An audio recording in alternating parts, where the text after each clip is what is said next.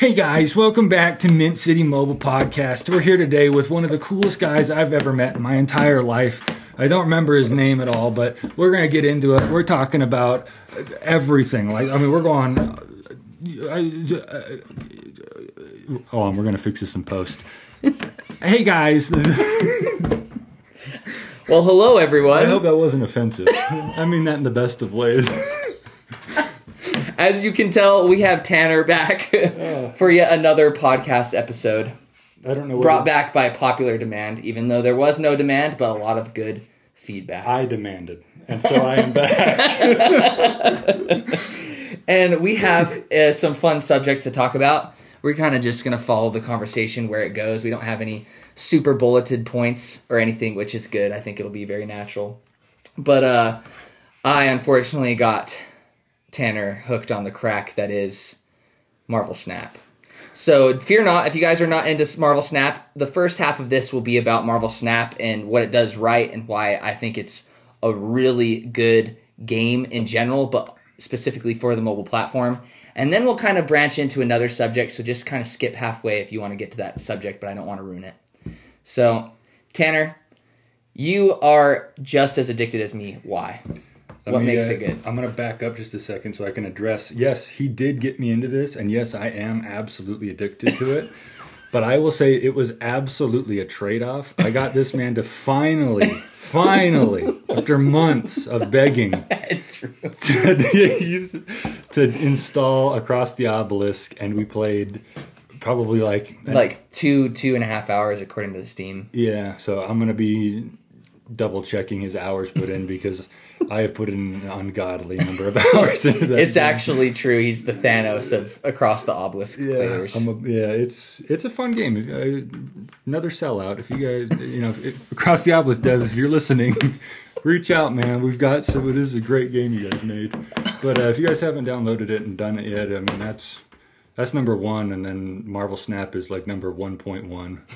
It's true. But why is it 1.1, Tanner? It's fun, man. I mean, you can tell it's a new game. They haven't in a way, it has a lot of potential, and that is the best thing about it right now because there are so many options, and there's a lot of stuff we're going to talk about because when I first played this, I was like, there are immediately 400 things where I was like, I want to try this, I want to do that, I want this to be the next patch download, or patch notes or whatever. And so it has a lot of stuff that it does well. It's fun to play. It's addicting. I've probably already put an ungodly number of games under my belt, but I'm right there with you with everything you said. So I think the best thing, especially from a studio with a name like Marvel, to say about it is that it hasn't utterly botched it yet.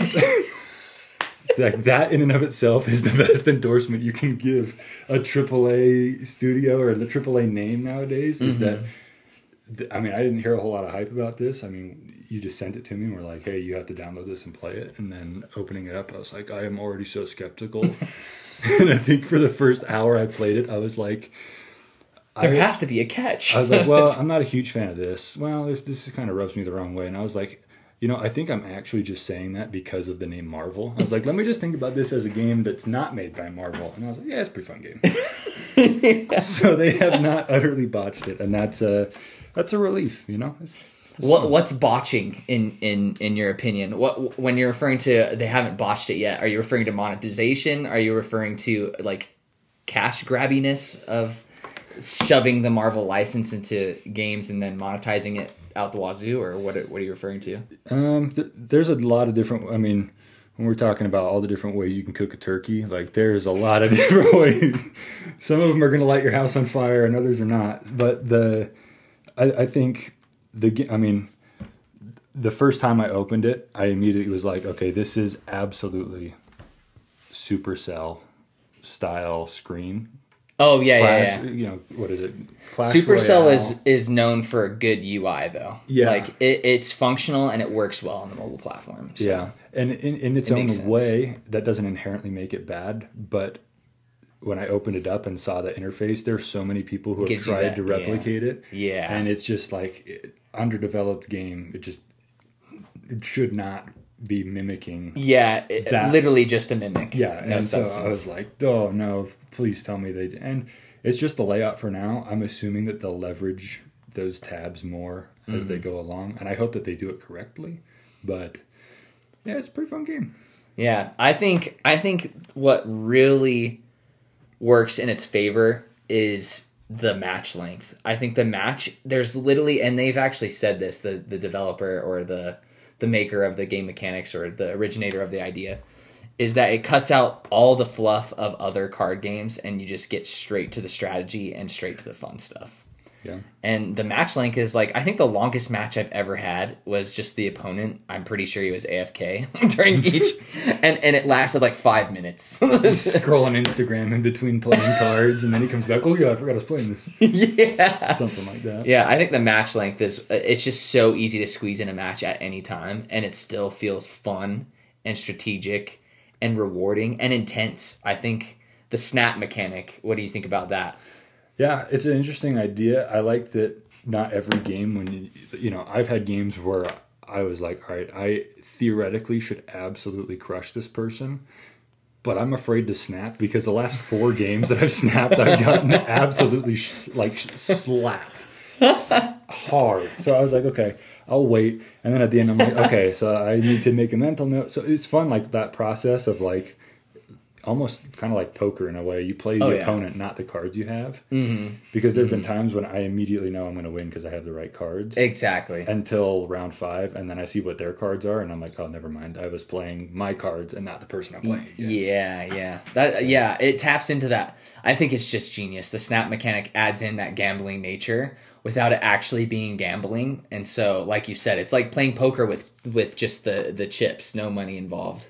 And it still gives you that, like, intense, I don't know, dopamine rush of having stuff on the line, because cubes do matter. You're getting rewards for the more cubes you acquire. Yeah, so. And I do like, I mean, that they have, it requires 10 cubes to rank up or like to go up a notch. Yeah.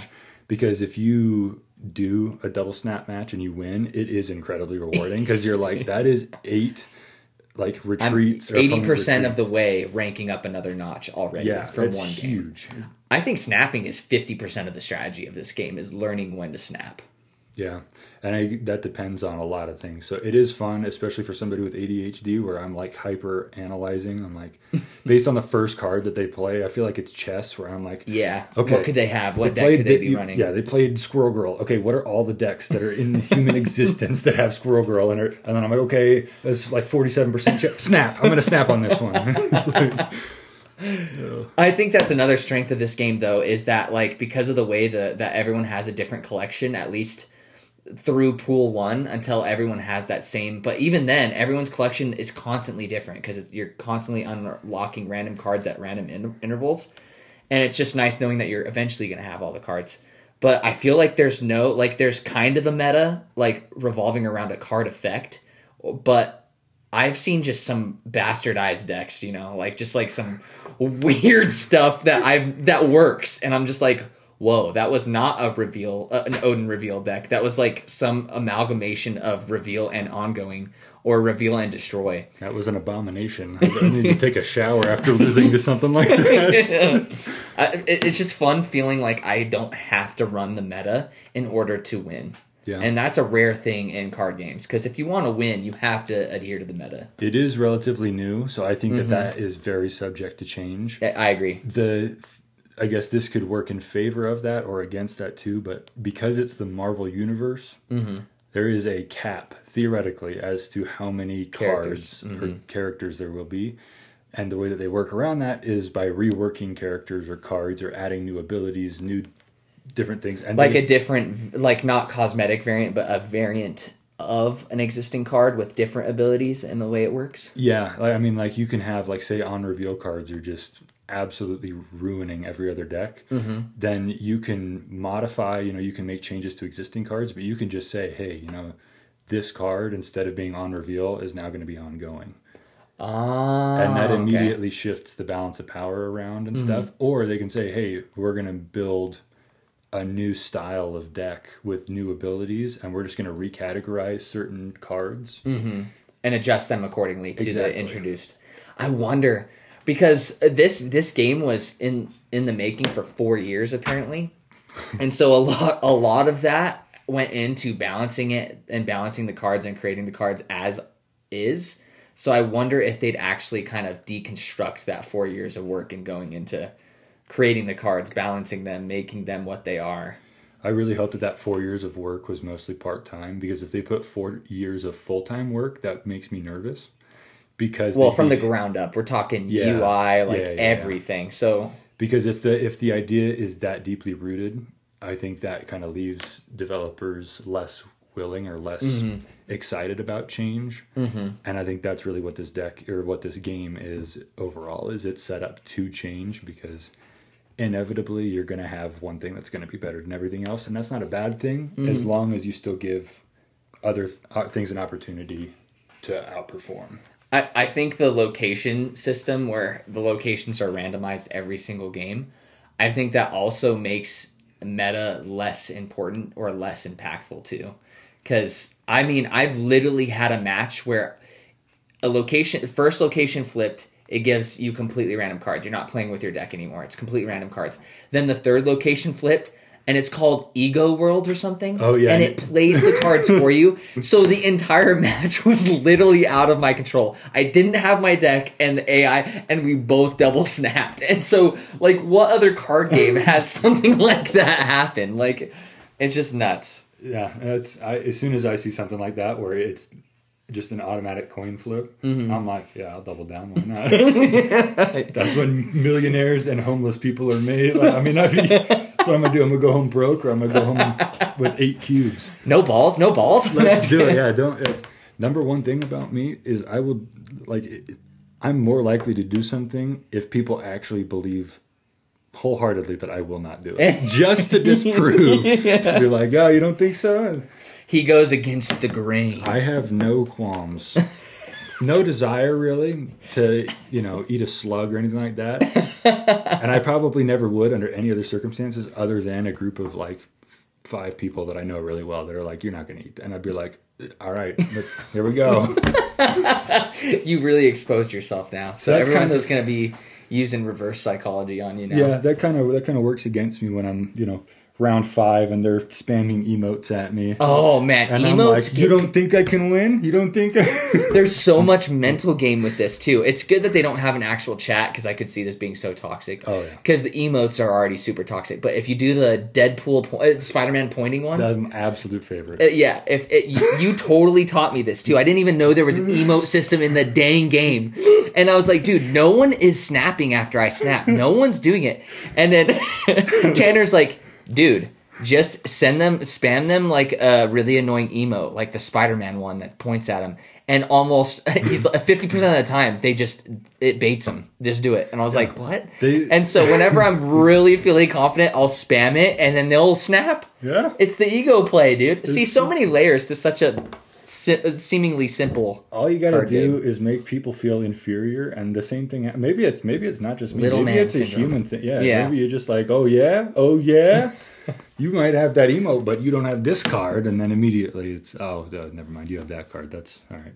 Yeah, and I won't even lie. I've done that. I've played out matches where I was like, there's still a chance. It's definitely not my favorite, but there's still a chance. This guy's not smarter than me, and I'll get railed for 8 cubes. And there's other times where I'll be like, there is a chance, and then, with literally 2 seconds left in the decision making, I'll go, oh hell no, and I'll retreat. Yeah, that's what's good. Is it gives you? It's pretty lenient with when you snap as well as when you retreat. There's a large window that I've noticed. Which, on that topic, again, I haven't done a whole lot of, I haven't tried to break the game that much. I'm too competitive. I've been trying to get to platinum. But you can snap literally any time, which I think they should... I mean, I think... Do you think it should be set intervals between turns or at the start of turns instead of any time? I think they should just turn the snap function off 5 seconds before time runs out in the round. It can be abused. I didn't even think about that. Yeah, because I don't think it actually takes effect until the next round. I think if it doesn't take until the next round, then that's fine. But that sometimes, if you snap right before somebody, if somebody's taking a long time, sometimes I'll just snap to add pressure, and I'll be like, if you're going to think this much, just give me my 1 cube and I'll go fight someone else. But I'll snap, and then they'll immediately play their cards, and then I'm like, oh no. they were thinking about how they want to destroy me emotionally. Do you think that's part of the strat, though? And that's the thing. That's where it's kind of like... Or is it cheesy strat? It'll kind of... Sorry, I'm leaning all back and No, forth. it's totally fine. That's probably something where the community will have to have a voice or some say in it and say, like, okay, this is kind of dumb where I snap, then they immediately play their cards, and then I realize I'm about to lose at least 2 cubes. But anyway, that's one thing. The other thing that I'm nervous about, actually, before we just go straight into pessimism, which is what I tend to do whenever I see games like this. I'm similar. The next feature that they absolutely need to implement is being able to add somebody as a friend and play against somebody remotely. See, and that's good because there has been a ton. The lead developer, the guy who was in charge of Hearthstone and stuff, he has said on Twitter, "Yes, we hear you." That is definitely on the way. Like, people have been saying that too, because that ever since I got you into this game, I'm just like, I want to get my butt beat by Tanner and Marvel Snap. Just total troll decks against your friends. How could that not be fun? And it only adds to the longevity of your game, in my opinion. So we're going to bring this up every time I'm on the podcast. Let's just throw it back to Among Us really fast. When you were able to jump in and play with people that you thought you knew since childhood. Yeah. And you hear them like, dude, it is not me. I swear to you, it is not me by all that is holy. And you remember when I didn't snitch on you when we were like 6 and you're like, all right, fine. It's not you. You're digging deep for the manipulation. Yeah. You immediately are like, who are you even? That's what I'm waiting for this game because then you can snap and stuff.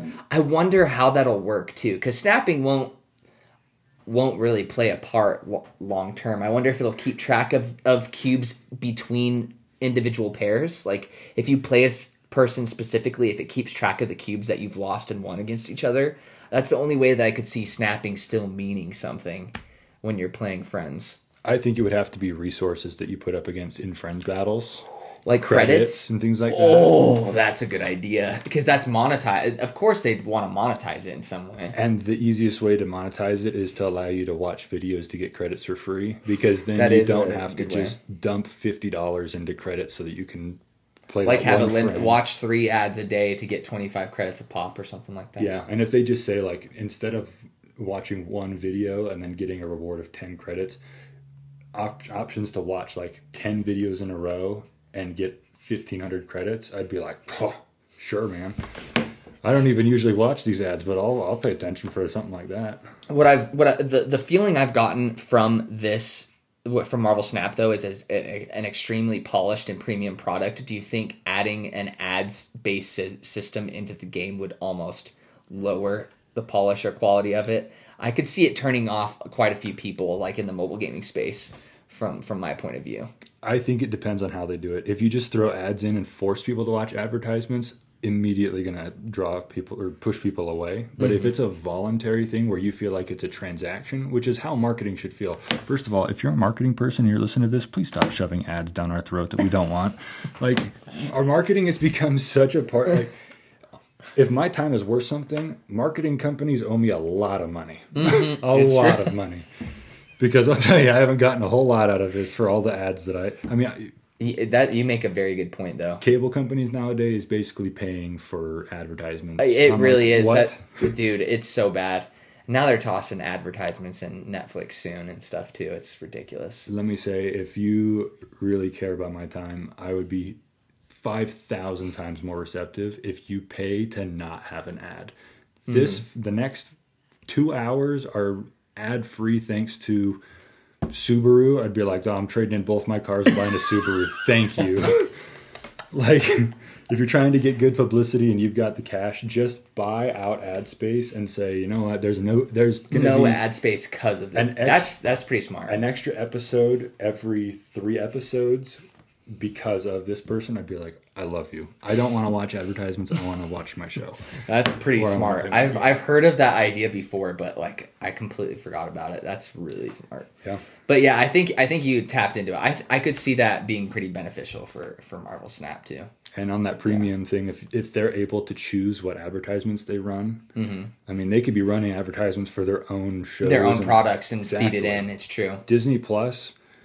Just start running advertisement for the next Disney Plus show or Disneyland ticket prices, or I don't know, whatever they want to throw in there. Yeah. That's a premium advertisement. I think that's a possibility. I've seen it in plenty of multiple games of this ilk before, so. Yeah. But yeah. If Marvel is Disney funded, Amazon's shamelessly advertising their own shows. It's true. Thursday Night Football. They're like, please tune in to Lord of the Rings of Powers, please. Please. It's so painfully mid, please. Spent so much money on it. We can't afford to make any more unless you watch.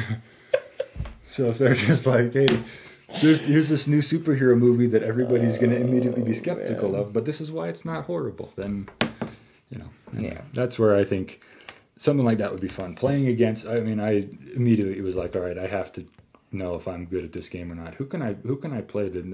Hey! Let's you have to play me. You're related. Let's do a match, right? Okay. Yeah, I'm looking forward to that, and I think that will be in the near future because that's the number one suggested thing I've seen is for friendly battles. Are there any other things that you think the game should add in that we haven't touched on? Yes, new game modes. Okay. The last thought I think I have for co-op is kind of like you were saying with cubes and other things. Mm-hmm. Any new game modes or any new features other than a random queue adds the opportunity for people to absolutely cheese their way to higher ranks and things like that. So they have to think of a way to make it balanced or thing. But please, for the love of the Lord Holy, do not add in a clans feature. I can see them doing that, to be honest. I can too. I really hope that they take it the Pokemon Go route and make it where it's only beneficial. Broader groups or whatever that maybe teams. Yeah.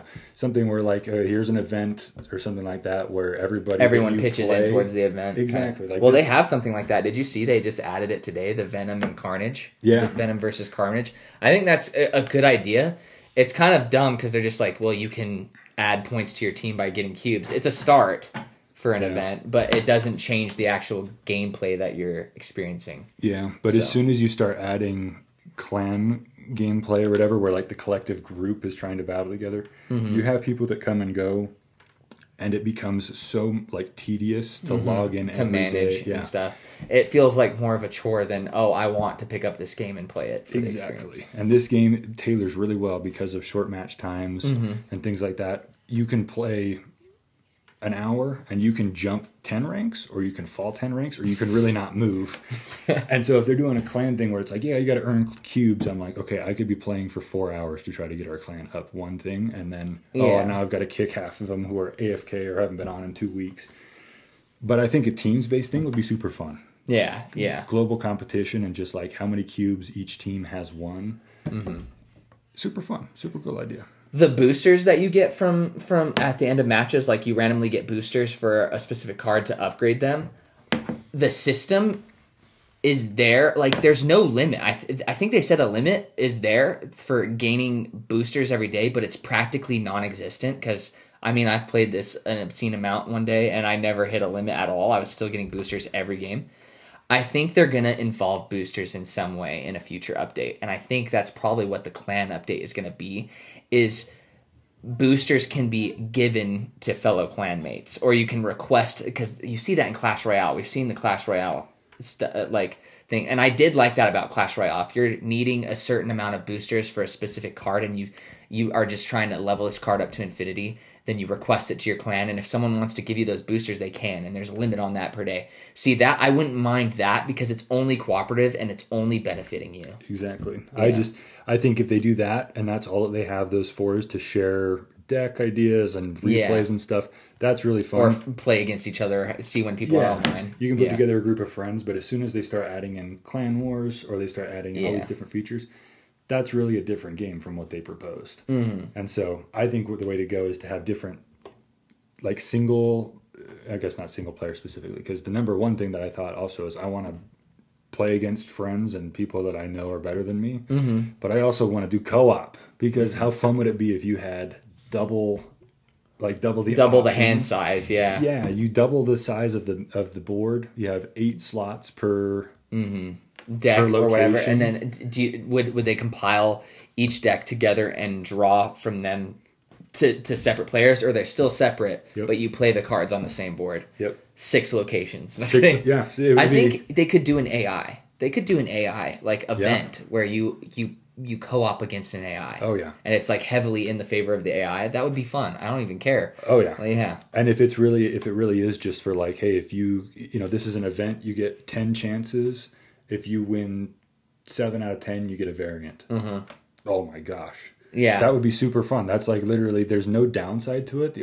So I'm thinking to myself immediately, how can we absolutely wallop this AI?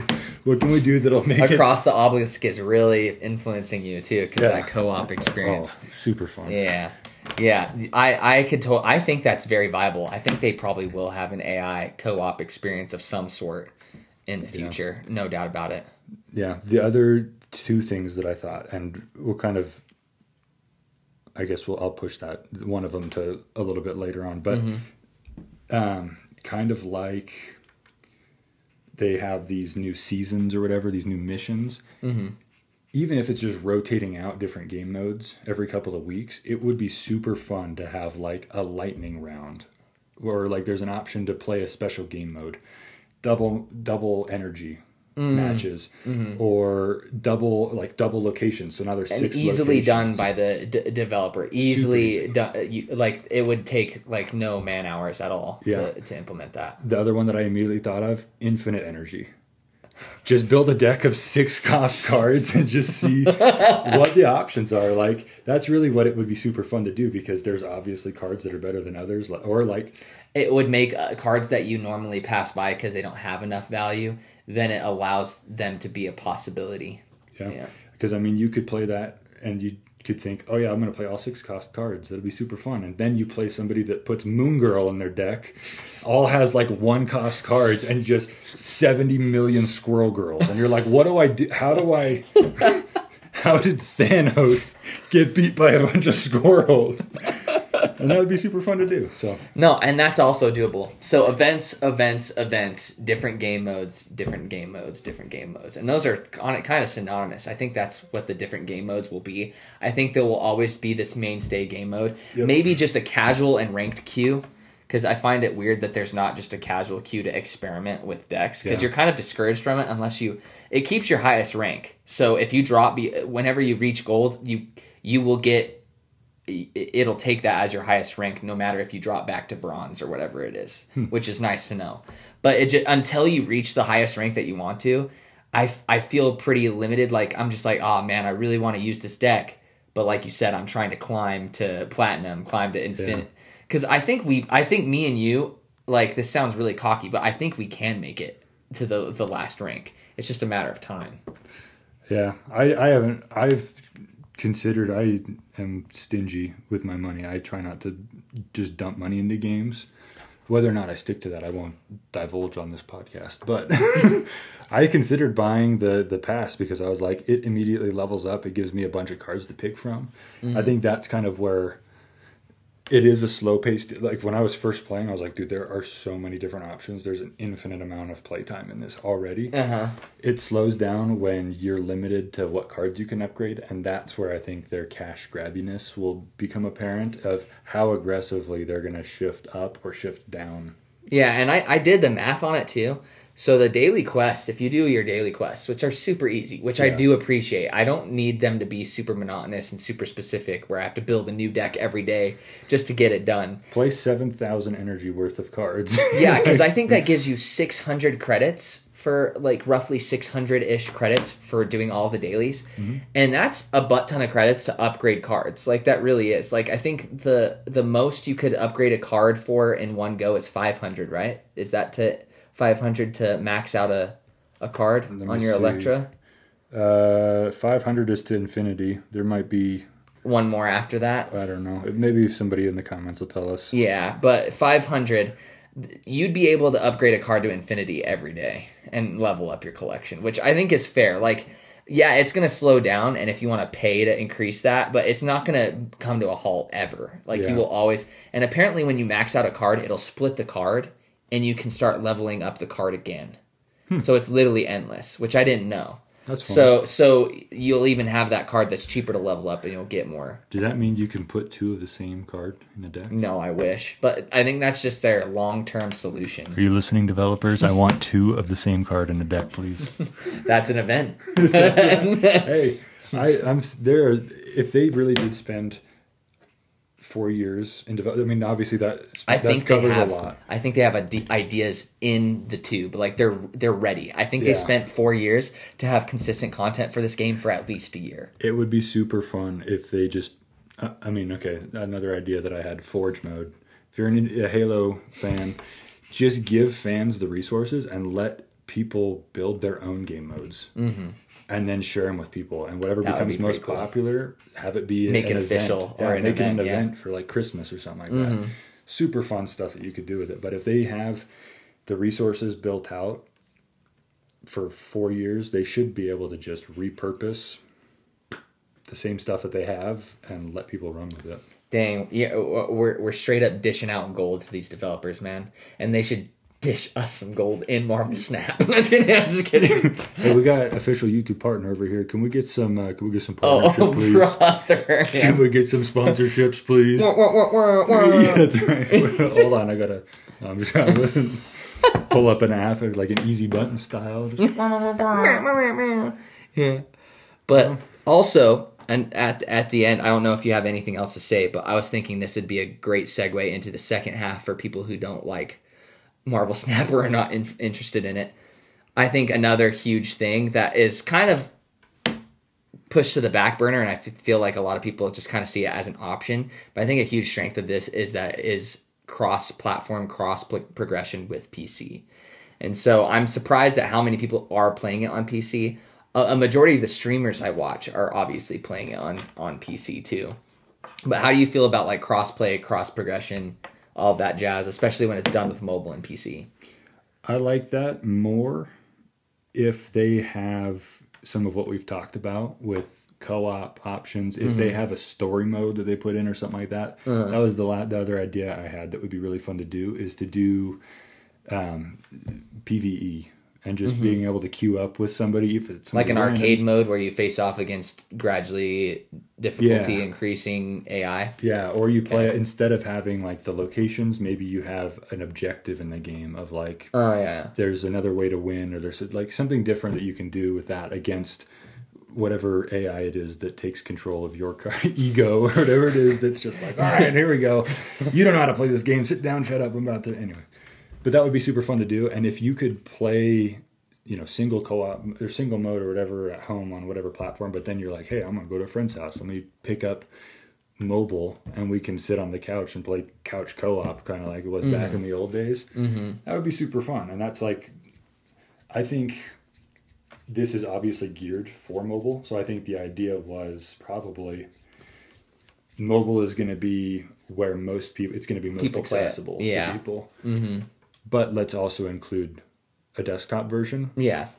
I think more people need to do that. More developers need to do that. I agree. Because I'll tell you right now, Across the Obelisk needs to accelerate that timeline for their mobile version. Because there's so many times where I'm like, I have to go somewhere and I'm going to be sitting around bored out of my brains. I could either listen to my audiobooks, which is always a good option. I could watch YouTube videos, always a great option. Or I could sit and dream for the day when I could play Across the Obelisk somewhere else. Because it would be so fun. I want to play it elsewhere. So that's one thing I think is cool about the cross-platform stuff. Cross-progression, all that stuff. It allows you to sit at home, play on your $5,000 gaming PC setup that everybody paid for. But then also to just like, hey, I'm going to go play, in Walmart. I don't know, why not? The place where dreams are born, Walmart. Right. That'll be $24.50. Hold on, I'm about to snap on this guy. Yeah, I think you like just making a game available like it's dangerous, and I don't think it's the healthiest thing, but it's great for convenience to be able to play a game anywhere, anytime on whatever you want. And I think literally there is no downside to having a game available on one more platform than just the one that it was birthed on. The thing that I think needs to happen more, though, is I feel like the PC is, like you said, this was created with mobile in mind. Like they knew that most of the player base would be on mobile. But if they actually made like a PC client with like make it landscape instead of portrait, like design an entire new UI for the PC itself where it feels like it's like tailored for the PC experience. And if you looked at the PC just by itself, you'd say, oh, this is a PC card game. Instead of seeing like the landscape only taking up a third of your screen, oh, this is a mobile port kind of thing. Yeah. Have you played the Elder Scrolls card game?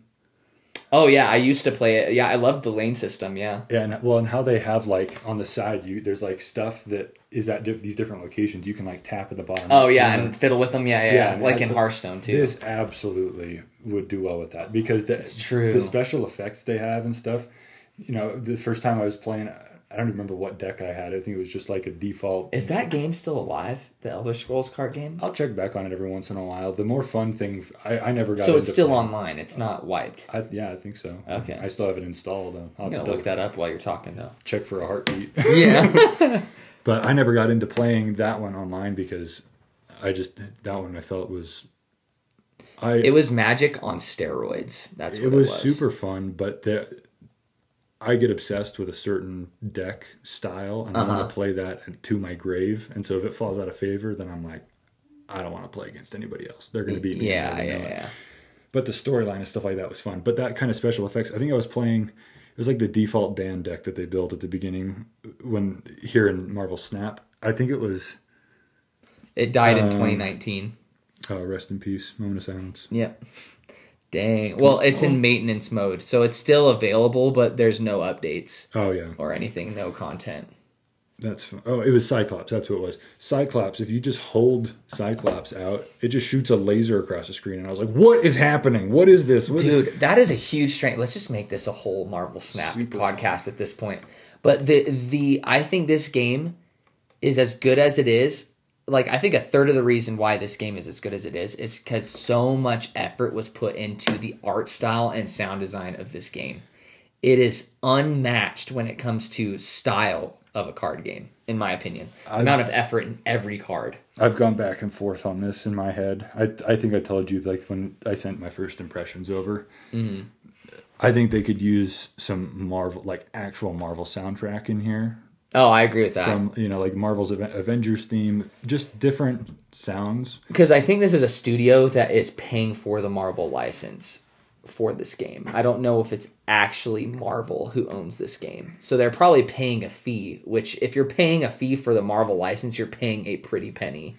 So maybe that's why they skimped out on a soundtrack. I don't know. Don't quote me on that, but I have no idea. That makes sense to me. In my mind, though, if you're Marvel and you're going to license a game, you should want it to be as accurate 100% as possible. The number one thing that was an immediate red flag, or like something that I was immediately like, dang, I wish they should have had the same voice actors voice lines for this. That's kind of the downfall of Marvel because they have a whole bunch of really expensive people who like Samuel L. Jackson. He should have voiced it at the start during the tutorial. Yeah, if when you play an Iron Man card, it's like I am Iron Man, then it's like okay, that's it's nifty. The effects are cool.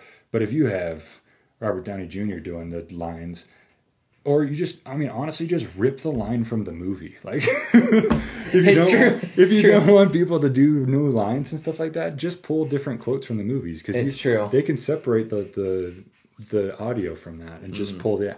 But that was the number one thing where I was like, I would have liked to have the consistency that way, and I'd like to see actual Marvel soundtrack because Marvel soundtrack is really great. And if they had the soundtrack change based on what locations are in the match, oh yeah, then you start to have some variation, but like that immersion of like, all right, we're gonna, there's 3 locations, 2 of the 3 are, whatever it is. Yeah, the Guardians of the Galaxy. Yeah, the soundtrack is way good already, but I've already noticed it getting repetitive now because it's the same soundtrack happening at all times. But thank goodness, I think they couldn't get better with the animations per card. Like you said, Cyclops has the crazy laser animation or whatever. Sentinel, which is like a freaking... I didn't even know who Sentinel was, and he has a sweet animation. Yeah. There's just so many cool animations in the game, just for each card. Like, the amount of effort and detail put into each card to make it true to its character is insane. And I don't know, I haven't unlocked... I'm about to get... a couple cards now to rank Infinity. That's nuts, dude. I like that they've done these different variations and that you can show off, or people can visibly see what rank your card is. Yeah. But I'll tell you right now, Infinity better like break the stage when you play it. Like have them like fly in from space and just shatter the location. Like a comet impacting the surface. Yeah, like something that's cool with how you play it.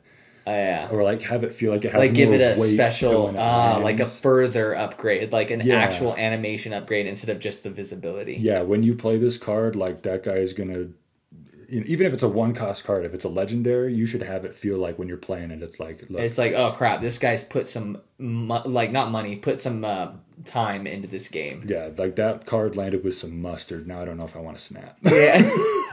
I think that's a good idea, to be honest, or at least like an animation to go with how leveled up the card is. Like even if it doesn't change the actual animation, just like add like a heavier, like a brighter color, or like a sound effect, like a heavier sound effect or something like that. Yeah, and that obviously changes based on like what character it is. Iron Man's not going to land with the force of 1,000 suns, but the Hulk might actually, and the Hulk animation is really cool. Yeah. But if you had some way of, I feel like right now the entry animation is based on the perceived strength of the card, and I think that sets itself up to failure. People are like, "Why is this animation so cool when this card is so garbage?" And that Mr. Fantastic with his little arm. Yeah.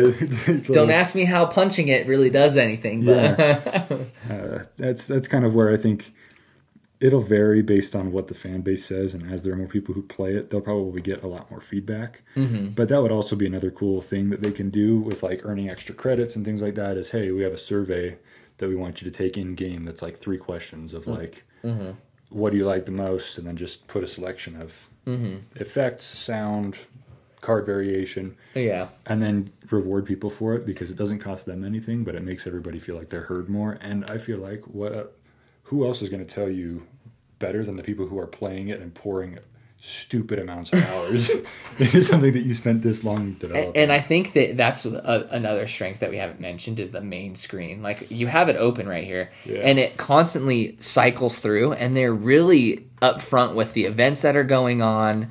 Like it has everything that you need to know. And so, like, sticking a survey in there would be super easy. Like, they've designed this with the future in mind, in my opinion. So they could always, oh, there's a new update. Oh, you can check out this new thing. Or, oh, we changed this card. Or what? Because they do balance changes with the numbers themselves. I know Blue Marvel actually used to cost 1 more. He used to be a 6 cost instead of a 5 cost. Which, I wouldn't play him if he wasn't a 5. So that was a good change in my opinion. But I think they should undo that change because he ruined my game so much. I'm sour, dude. Blue Marvel and Onslaught, baby. Maybe a Khazar tossed underneath Onslaught too. Yeah, I didn't know that there were this many superheroes, and I'm already biased towards which ones I like more, and then the other ones where I'm like, I could forget that you exist again. Yeah. Blue Marvel's one of them, where, they just... I knew nothing about Blue Marvel, yeah. There's sometimes when I'm like, oh, this guy's got Blue Marvel, and then I'm like, okay, I don't like that guy anymore. So they're playing a risky game here by making specific cards more powerful than others, because I'm like, all right... Do you want to go see the new Iron Man movie? Iron Man? What about Iron Man? I hate him because it was who the double hell power. is America Chavez? And they're like, I don't know who that is, but this card, let me tell you, is just so automatically drawn turn 6. It kind of limits your possibilities though. It's for just combos, awful. But I'm never going to use that card ever. So I'm like, okay, I don't really like you, but I don't need to like you necessarily. Yeah. Whereas somebody who plays Onslaught or something on an ongoing deck, I'm like, all right, Onslaught, I don't know who you are, I don't know what you do, you're obviously a villain, so I have justification to hate you. So but then there's stuff where I'm like, all right, Wolf's Bane, that's not Wolverine, that's not, I don't know. I'm also not I have not watched very many superhero movies. Same. We're probably offending a lot of people right now. But we apologize. I watched all the way through the Thanos trilogy, and then I was done. And I don't even think it's called the Thanos trilogy. I'm probably showing how newbie I am with Marvel, but I liked some of that stuff. I think my favorite. I think when superheroes peaked. Did you see Logan? I love Logan. Like I said, the X-Men universe, I'm a sucker for. That I don't show, care. that It's movie so good. was a masterpiece. Logan was so good. Loved that movie. Oh, So well man. put together. Oh yeah, and it was very rooted in the comics too. It was very faithful to, like, the gritty, because Logan, like, there's some really gritty Wolverine comics out there, and that was really tapped in with that. That was a fantastic movie. Very well made. If you're listening, developers, please, I need a Logan variant. Dude, that would be so sick. I still haven't spent any of my gold bars because I'm waiting to see what there is. I would drop every bar that I've earned so far on a Logan variant. Old man Logan, dude. Oh. Specifically because in that movie, that guy takes like 40 shotgun rounds to the chest. And it's just like, And keeps oh, chugging, that dude. hurt. And then it's just like, okay, all right, that sucked, but get over here. And I'm like, all right, that was pretty sweet. I've never seen a guy take 6 shotgun rounds to the chest and then just have indigestion and then move on. Right off the rip, when those guys are at taking apart his car or whatever, like, it really let you know, hey, this is gonna be a brutal movie. Dude, I remember I was just like, holy crap, I'm not used to this. The opening sequence in that movie was brilliant. Immediately put you on the edge of your seat and I was like, yo, this is not a normal superhero this movie. Is what I came to watch. This is awesome. I mean, oh man. Anyway, I'd be interested to hear what people like. It obviously has more Japanese culture in it than American culture in it. I think. I mean, it was a little bit westernized, but I'd love to hear what people think about how, like, the perspective that they took and how accurate they felt it was, because I don't know anything about Japanese culture besides what is stereotyped, and I thought it did an awesome job. After that, I was like, dude, I want to go to Japan. Yeah. I want to go see what life is like over here. It's way cool. Dude, it's a nerd's paradise, honestly, to be honest. The other thing that I think would be interesting to see is if there's anything else that they have prepared currency-wise. Mm-hmm. Because do you think they'd add in a new currency? Is that what you're saying? Or just with managing currencies in general? Yeah, like, because right now you have credits that upgrade. You've got the gold that can buy credits or cosmetics. Yep, and then you've got the boosters, which is how you upgrade cards. Yeah, kind of like a Pokemon Go again, where you can have like rare candies that can go into any different type or wild card boosters. I'm sure they'll add that where you can choose, like, I don't know, like a reward, and you can choose what the boosters are for. Yeah, or if there's something where you can, like, you know, use credits to play in like a specific, like with a higher likelihood of certain locations showing up or something like that. Or I don't know, something like that. It would be nice to see their currency be used for more than just like upgrading cards and choosing new skins. I don't know what that is specifically, but all I know is that if you like a draft mode, kind of, or maybe because I've seen that in other games where you pay like a small fee to enter a draft mode, but the rewards are heightened. Yeah, because you're kind of gambling by paying for the draft mode. You could get absolutely destroyed round one, and then your rewards are pretty measly. But yeah, something like that, or like having like being able to trade variants with friends. Oh man, like if you have like a variant, a free market kind of thing. Yeah, like or just with friends. That's where the clan system could be useful as well too. Yeah, because if you could be like, hey, I'm going to trade you my Ironheart variant. And I want the Logan Wolverine variant, even though I'm never going to use them. What a ripoff. But then I'd be like, dude, this is sweet because I can use my gold, or I can use a certain amount of credits, or, you know, whatever it might be. Yeah. Or kind of like Pokemon, where you can like evolve variants when you trade them. I guess it's evolve Pokemon when you trade them. But you can be like, hey, I have, you know, whoever it is, Carnage, and I want the Pixel variant. Can I trade you? And it'll give me a chance to get that specific variant that can only be acquired through trading. Yeah. That'd be cool. Trading specific variants. That would be... See, I think that way it doesn't devalue variants in the shop, but having variants that you can only acquire by trading or giving. I don't know how that would work, but that would be cool. All they'd have to do is just have it be you trade a variant, and if it becomes a variant that neither of you have, then you both acquire a copy of that variant. Ah, yeah. Because then you can feel like you're giving, but there's also a chance of getting something back. And so you wouldn't be hesitant to be like, I don't want to trade you this guy and then have you get an awesome variant that I want. That's true. Or being able to like sell variants. Yeah. Or like sell them back to the game. Dismantle it into gold. There has to be a dismantling system because eventually your collection, because once you max out a card, it splits and then you can level up the card again. Your collection's just going to be stock full of just copy of con. It's just, there's got to be a way to get rid of them eventually, or just break down the cards that you don't want anymore. But I think their monetization strategy for the long term, and I think it's actually pretty fair. It's very fair when it comes to the digital card game market, in my opinion, is they're seeing the season pass as like a subscription model. Like they really did do a good job at giving the season pass value. You're getting premium currency.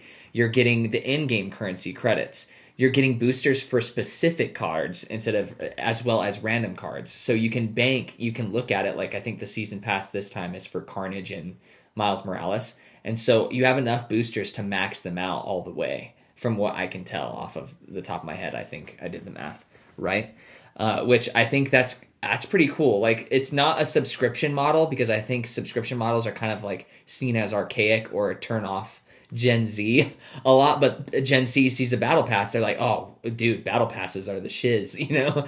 So I think they're seeing the battle pass and trying to make it the subscription model of this game. We have a set amount of income coming from this. And then anything extra, people who really want to level up their collection through credits can do so, kind of thing. Nothing better than losing like 6 games in a row and being like, dude, I just need the battle pass to win. And then just being able to just buy a couple of dubs.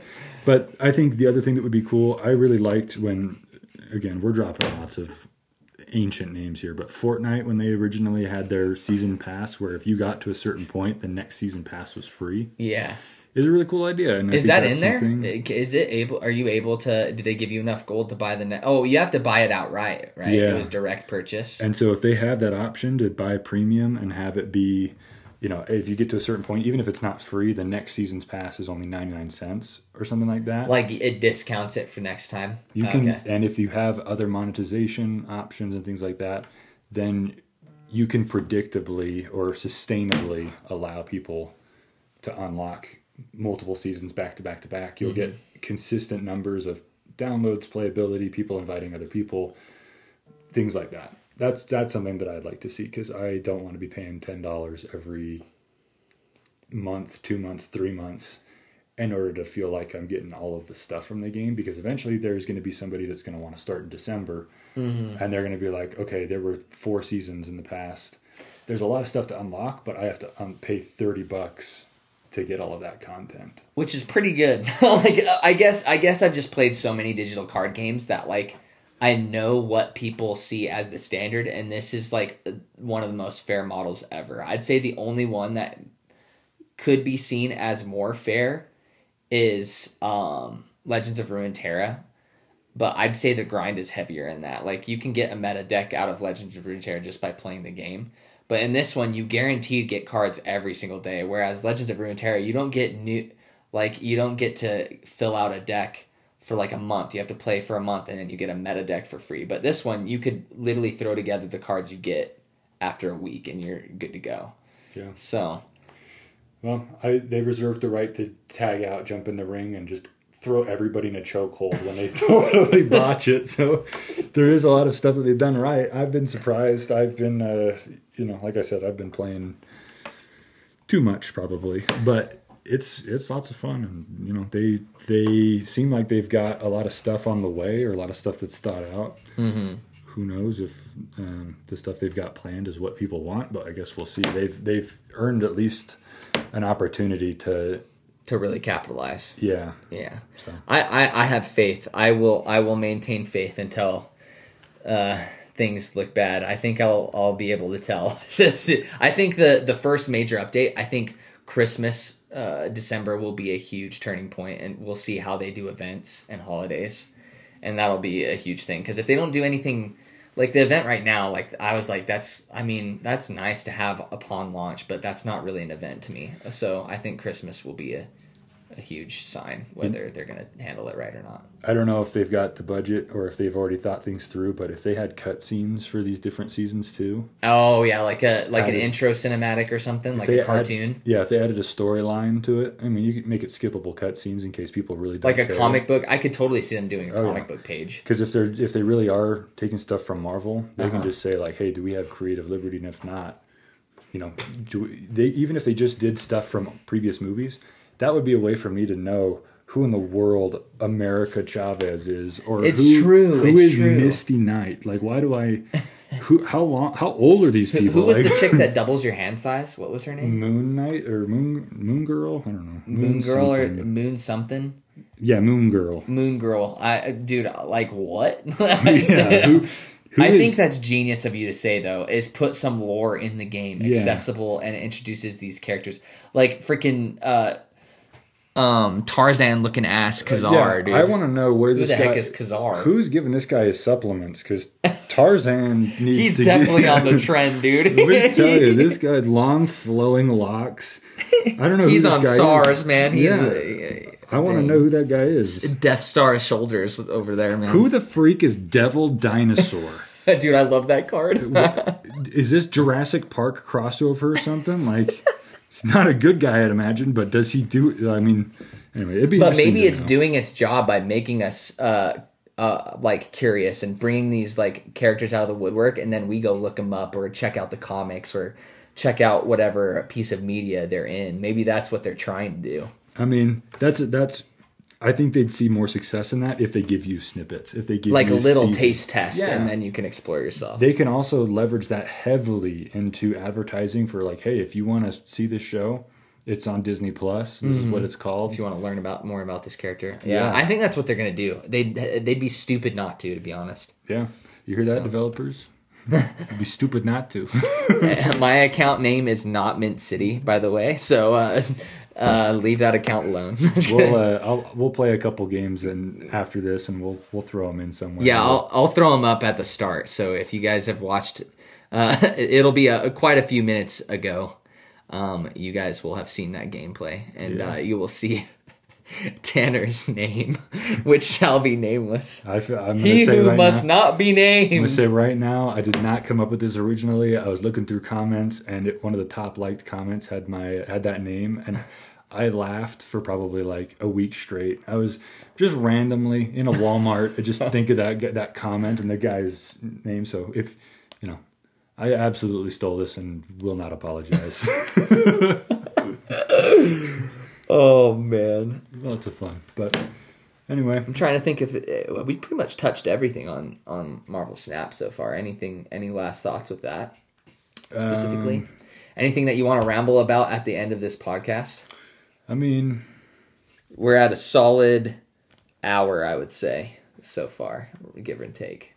Yeah, I mean, I don't know. I think we touched on most of it. I think as soon as it comes out with a co-op mode, we're definitely going to be uploading matches between the two of us. Oh yeah, it'll be fun. I'll keep just as a heads up to people who are listening. If you're into Marvel Snap, I do plan on occasionally uploading a video about like Marvel Snap decks mainly, just from a semi-casual standpoint. I'm not super hardcore, obviously, but I think it'd be fun to just introduce you guys decks every so often. It's nice to have like a game that you can share content on, but it'll still be variety mobile gaming content, but that'll probably be a mainstay on the channel for the foreseeable future. But Tanner, you're making a channel.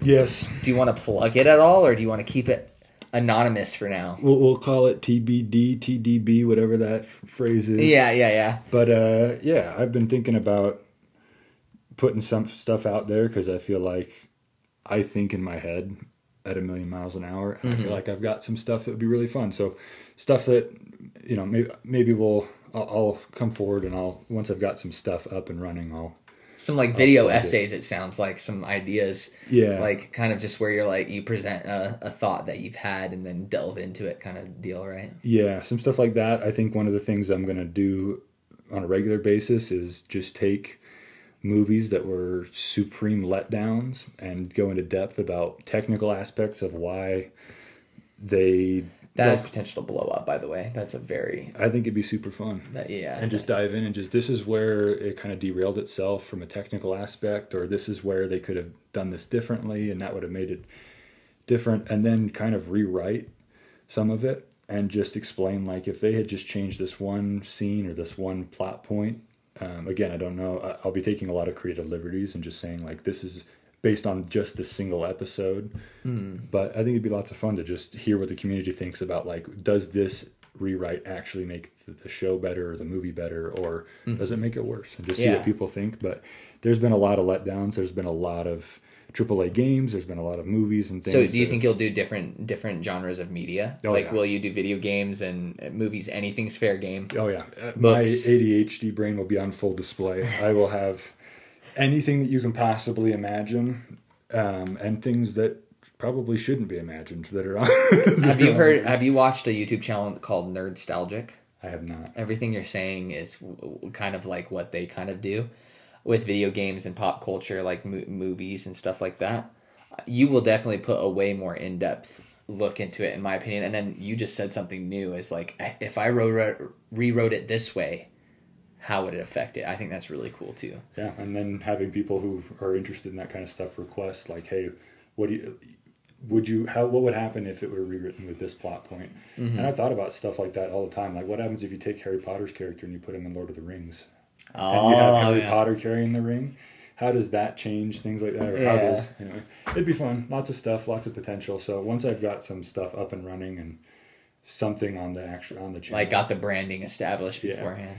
Yeah, but it'll be fun. It'll be a place for my brain to be exposed to the playground, world for good or for not. And fear not, viewers. I told him not to do variety mobile gaming content because, man, my head's already brushing the ceiling. Oh, absolutely. The potential for growth is very limited in variety mobile gaming. So just because I am creating my own channel does not mean that you are free of me. I will be back by my own demand. yeah. Until he moves out of state, this is pretty much a mainstay. And then I want to have a podcast episode with. So there's another creator called Your Friend Jacob. And he covers indie games exclusively. I remember hearing, I listened to the podcast you guys did. Yeah. And so he's really cool. And I want to have like a 3-way podcast with all three of us. And I think it would be really good talking about indie games because that's a common interest between all of us. And so I think that would be really entertaining. So there's a little bit of a hint of future episodes if you've even made it this far, which is impressive. So I thank you. Jacob, if you're out there, we're waiting. It's true. He does listen to these, so So I'll probably get that going with him, and then we can, because that'll be really useful. Because I can record a Discord call with him and then us on the same one, and it'll record it. So it'll be good. Sounds like a plan. All right. Well, this was the Minty Mobile Gaming Podcast with Feet Tanner, and he has one more thing to say. Yes. Before we go out, please, in the comment section, tell us how much you want to see us play Across the Obelisk.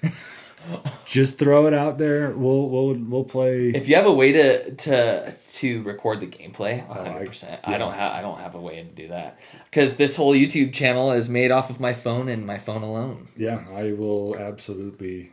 I'll toss that on there. I don't even care. I have a Let's Play channel. We can toss it on there. Okay, he's kind of sold, but that's what he said when I told him to download it originally. So everybody spam in the. I want to see like 400 comments that are like, "You need to play Across the Obelisk and upload it," because I will upload it for sure. Like if you get the gameplay file and send it to me, I will upload it 100%. Yeah, we should do because I have a Let's Play channel for that fact. Which this is a perfect time to plug. If you've waited this far, that means you enjoy my content, so you might as well check it out. It's called Mint City Plays. It's in the description.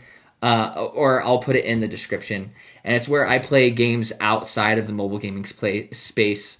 This past month, I've actually put effort into it. It's kind of just been kind of a crap posting channel just to experiment with things before I put them on this main channel. But now it's actually kind of rooted itself a bit and it's gaining traction. And so it just passed 100 subscribers. And it's Apex content right now because that's basically all I play. But it's whatever I'm playing at the moment. So it'll eventually be Modern Warfare 2 and Across the Obelisk. So yes, sir.